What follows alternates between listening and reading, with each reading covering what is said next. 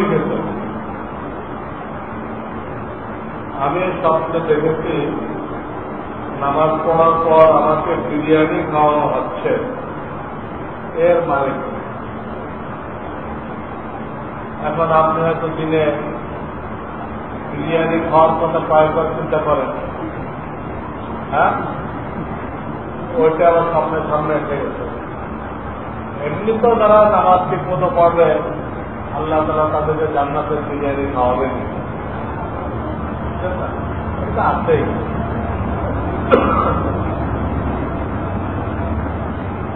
যায় নামাজে মসজিদের ছবি থাকে, তার উপরে পা রেখে নামাজ পড়লে গুনাহ হবে কিনা? গুনাহ হবে না, কিন্তু এটা একটা অনুত্তম কাজ। যেহেতু জায়নামাজগুলো চীনের লোকেরা বানায়, এরা কোনো মুসলমান না, এরা এগুলো বোঝে না যে কোনটা আদব কায়দা করতে কি মানে যদি এগুলো মুসলমানরা বানাইতো, মশলা নিয়ে বানাইতো, সিম্পল ভাবে বানানো যেত, সিম্পল ভাবে। কাবা শরীরের ছবি নেই, মসজিদে নবমীর উপরে গম্বুজ নেই, ওই গম্বুজটা তো রওজা বানানো, তো গোনা হবে না, কিন্তু বেয়াদবি তো হয়। এই জন্য সাদা সাদা যায় নামাজ ভাব হবে। মাসলুক যদি ভুলে ইমামের সাথে একদিকে সালাম ফেরায় তাহলে কি হবে? ভুলে যদি সালাম ফেরায় তাহলে দেখতে হবে একদম ইমামের সাথে ফেরাইছে একটু পরে, একদম সাথে সাথে ফেরায় তাহলে কোনো কিছু করা লাগবে না। এই জন্য করা লাগবে না, ইমামের সাথে কোনো ভুল করলে সহজতা আসে না।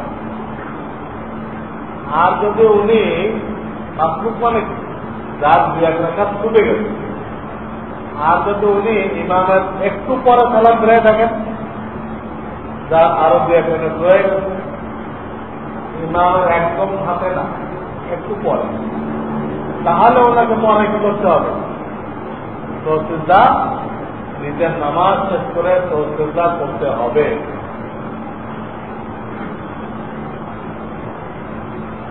গোপ ঘন হওয়ার কারণে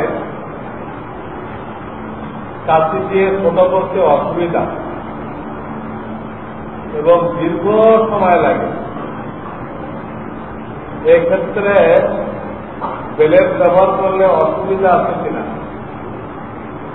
মোটে বেলেট ব্যবহার করাকে অনেক ওলামায়ে কেরাম মাকরুহ লিখছে, মাকরুহ,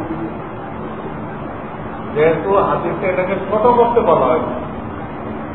আর বেলেট ব্যবহার করলে এটাকে মুন্ডানো হয়, মুন্ডানো, মুন্ডানো ছোট করা এক কথা। এই জন্য বেলেট ব্যবহার না করা চাই। কেসিতে অনেক সময় লেগে যায়, আজকাল এক ধরনের যান্ত্রিক কেসি বেরোয়েছে, হ্যাঁ, এটা দিয়ে ঠিক করেন।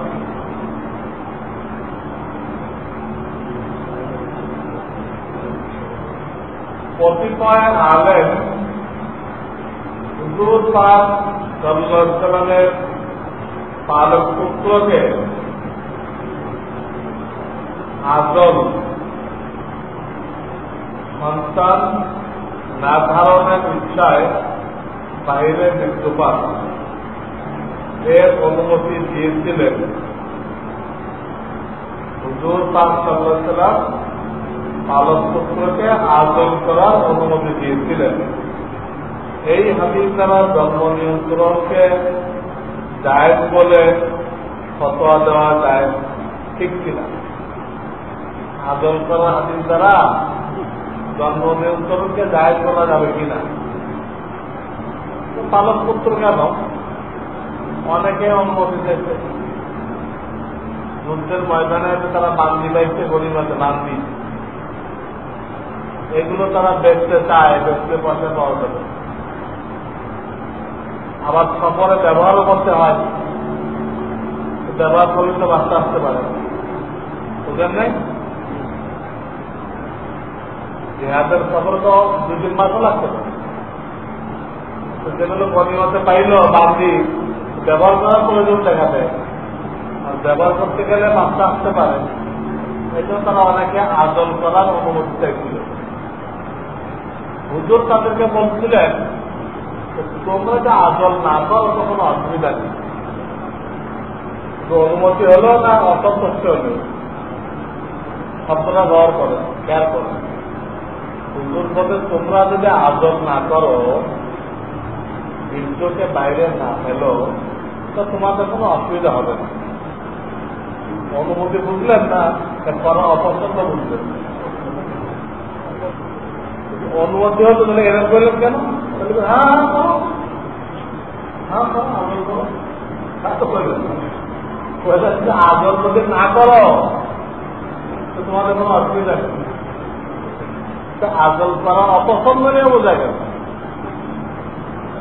এরপরে কিয়াস করে আপনি জন্ম নিয়ন্ত্রণ জায়েজ করবেন, তো জায়েজ হবে না।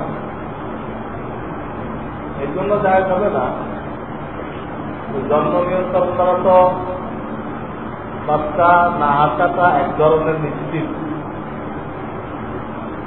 আদলটা বাচ্চা না আসাটা নিশ্চিত না।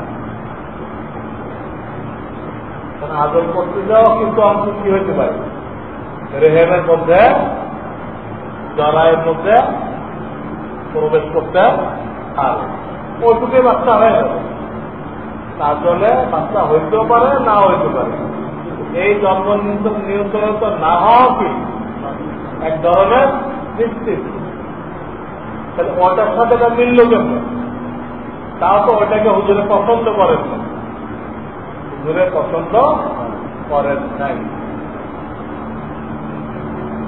দ্বিতীয়ত ওটা ছিল ব্যক্তিগত ব্যাপার। এখন যেভাবে প্রচার করতেছে সরকারে, ব্যক্তিগত ব্যাপার হয়ে গেছে না সামাজিক হয়ে গেছে? ওর সাথে মিলল কোথায়? ওর সাথে মিলল।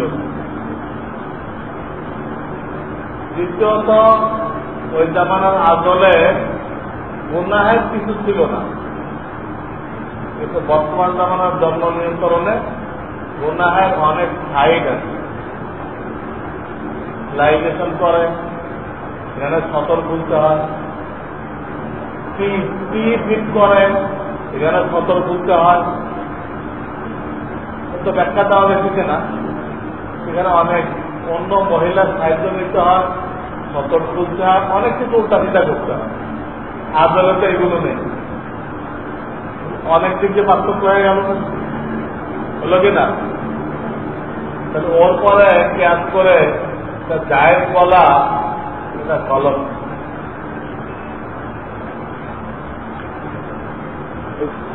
ঘরের মা বোনদের জন্য উপকারী, মহিলাদের ফজিলাত পাক পবিত্র ও দ্বীনি এলেমের জন্য উপকারী একটি কিতাবের নাম জানতে চাই। এর জন্য সবচেয়ে ভালো কিতাব হল বেহেশতি জেওর। ভালো কিতাব কি? বেহেশতি জেওর তিন খন্ডে। আর রিটার্নিং একটা কিতাব বেরোয়েছে, আর একটার নাম হল আহকামুন নিসা। আহকামুন নিসা। আর একটা বেরোয়েছে, কি নাম দিচ্ছে, যেমন মাসাইল নিসা না কেরম নাম, সেটা বের করতে মুফতি মিজানুর রহমান কাসিম। হ্যাঁ, মাতৃজাতির জীবন বিধান। আচ্ছা,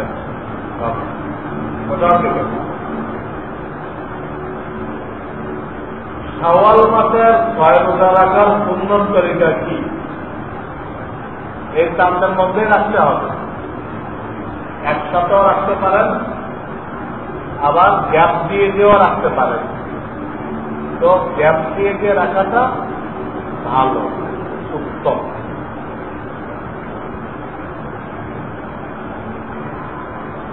এক মৃত ব্যক্তির সম্পদ আছে, কেন থাকলো মনে গেলে সম্পদ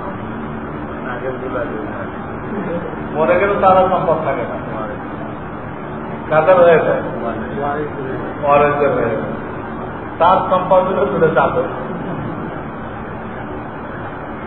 তার এক ওয়ারিস এই সম্পদ বিক্রয় করার পর অন্য এক ওয়ারিস বলিতেছেন, এই সম্পদ মৃত্যু ব্যক্তি মসজিদে দান করিবার জন্য ওসিয়ত করিয়া গিয়াছেন। এখন মৃত্যু ব্যক্তির অন্য সম্পদ থেকে পরিবর্তন বা বদলানো যাবে কিনা? বদলানো যাবে না। যার কাছে ব্যবসা তাকে বলে ফেরত দিতে হবে, ভাই আমার জানা ছিল না, আমার বাপে যে এই জমিটা মসজিদে দিয়েছে আমার জানা ছিল না, জানার কারণে তোমার কাছে বেশি আছে, তুমি আমার এটা কি করো, মসজিদের নামে লিখে দাও, আমি তোমার টাকা ফেরত দিচ্ছি। অথবা অন্য জায়গার থেকে কি করবে, মসজিদটা মসজিদে দেবে, তারা অন্য ব্যবস্থা করে। পাঁচখানায় দ্বিতীয় জামাতের পূর্বে আজানের গুরুত্ব কতটুকু না? পাঁচখানার অক্ষ হয়, বাজারের মধ্যে না হয়, তো সেখানে দ্বিতীয় জামাত করা যাবে না। সুতরাং আজান দেওয়ার কোন প্রশ্নই ওঠে না। ফরজ নামাজের পর যদি আমি ব্যক্তিগতভাবে দোয়া করি, ইস্তেনাই ভাবে, তাহলে কোন সমস্যা থাকে? মানে সবার সাথে তো হাত তুলছে, কিন্তু তারটা সেই মুখে বলতে হবে, এতে কোনো অসুবিধা নেই। এইভাবে দোয়া করাতে কোনো অসুবিধা নেই। سبحان الله وبحمده سبحان الله العظيم